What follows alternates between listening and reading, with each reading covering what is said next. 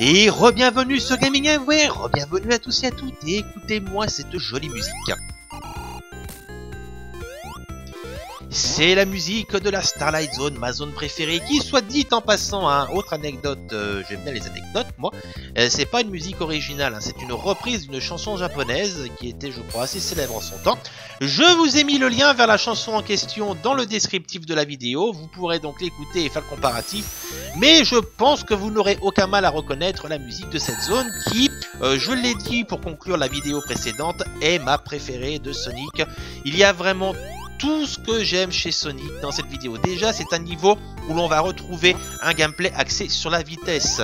Avec Marble Zone, Springer Zone et Labyrinth Zone, on avait un gameplay qui était plutôt orienté plateforme, un peu moins dans Springer Zone quand même, mais quand même un petit peu. Là, avec Starlight Zone, on est sur un niveau qui est marqué sur le saut des grandes pointes de vitesse. Enfin, du moins, si j'arrive à survivre jusque-là, ouf, des anneaux, c'est bon. Mais ce que j'aime beaucoup dans Starlight Zone, c'est son atmosphère. Vraiment, cette ville de nuit, toute tranquille, avec cette petite musique toute douce, c'est vraiment tout ce que j'aime. Regardez, c'est des très beaux graphismes. Hein. Vous avez vu depuis le début, on est sous un ciel étoilé. On a une ville avec des grands immeubles qui se détachent en arrière-plan. Et là, plus on s'enfonce vers le bas et plus on atteint en fait les parties les plus basses de la ville. Hein. C'est une espèce sans doute de banlieue d'inspiration plus ou moins américaine, en tout cas futuriste. Et c'est vraiment tout ce que j'adore. Et voilà, vous voyez, il y a même un effet entre guillemets de perspective avec ces étoiles qui n'avancent pas de la même manière en fonction de la profondeur et de votre façon d'avancer. Les bâtiments derrière c'est pareil, bref, vraiment tout ce que j'aime, ce côté très nocturne. Voilà, c'est ce que j'adore, quoi.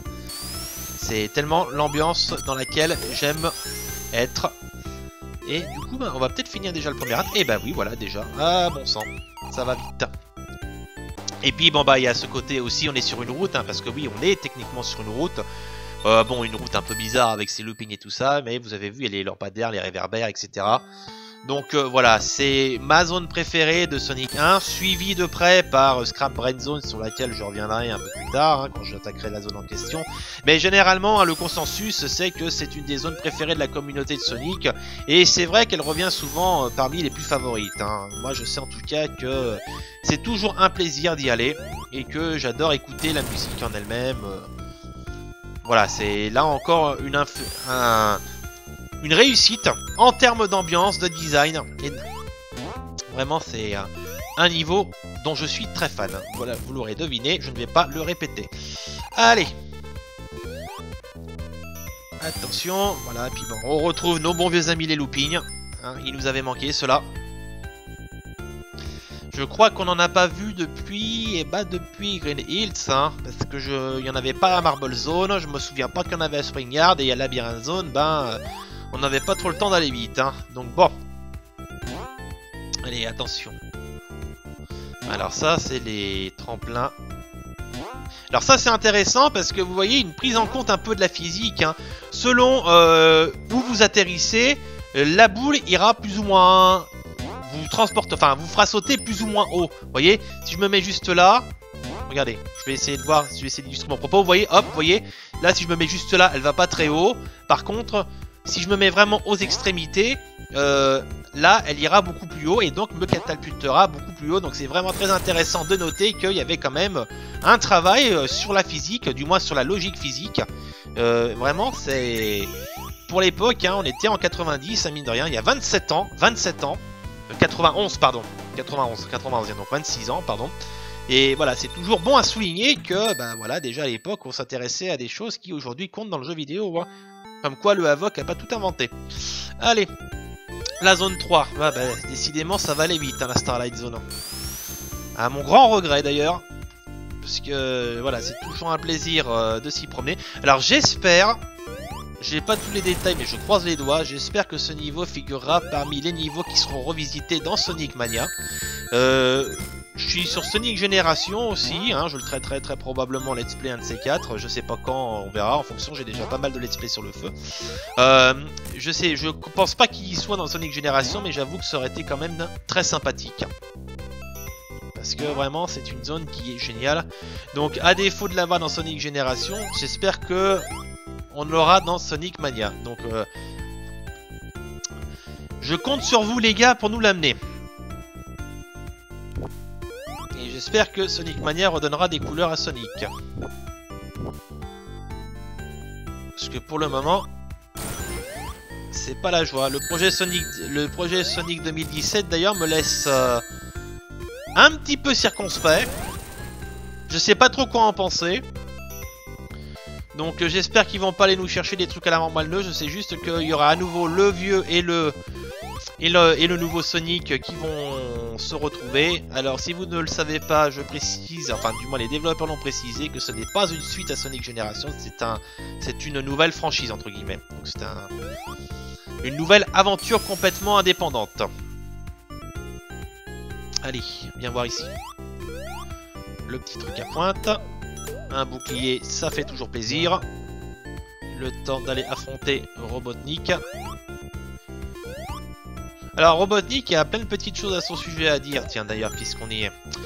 Déjà, son nom, Robotnik, vient du slave. Robot, c'est un mot slave, et ça signifie travailleur, ouvrier forcé. Donc ça correspond bien au caractère du personnage. Et accessoirement, il a des origines, enfin du moins on lui a donné des origines dans les comics. Notamment, je pense aux Archie Comics, hein, qui sont d'ailleurs la série de comics sur Sonic la plus longue jamais consacrée à un jeu vidéo. Et en fait, à l'origine, mais là, bien évidemment, je parle d'informations officieuses. Hein, à l'origine, Robotnik, Ivo Robotnik de son vrai nom, s'appelait Ovi Quintobor et était un scientifique tout à fait généreux, tout à fait gentil, rien à voir avec le personnage qui est aujourd'hui.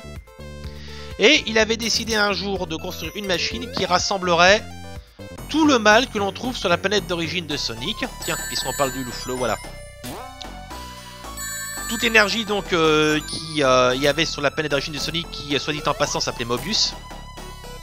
Là encore, information officieuse, puisque je crois que dans les jeux vidéo, je les ai pas tous faits, mais après voilà, on n'a jamais véritablement donné de nom au monde de Sonic. Donc il a voulu rassembler tout le mal de Mobius dans une machine.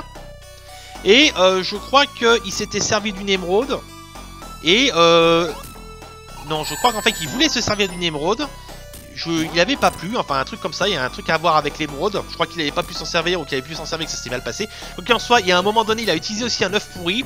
Bah, oui voilà, je crois que c'est en fait à défaut de pouvoir se servir d'une émeraude, il s'est servi d'un œuf pourri pour remplacer l'émeraude en tant que générateur d'énergie. Et malheureusement ça a merdé. La machine a pété, un câble a explosé. Ça l'a irradié avec le mal. L'œuf pourri lui a donné la corpulence qu'il a. Eggman en fait est en fait une appellation péjorative en raison du fait que c'est un gros bonhomme. Et du coup il est devenu méchant.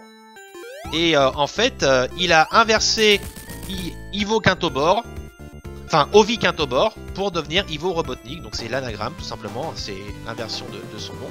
Voilà pour la petite anecdote, et c'est devenu le personnage que l'on connaît actuellement. Donc ça c'était pour l'anecdote.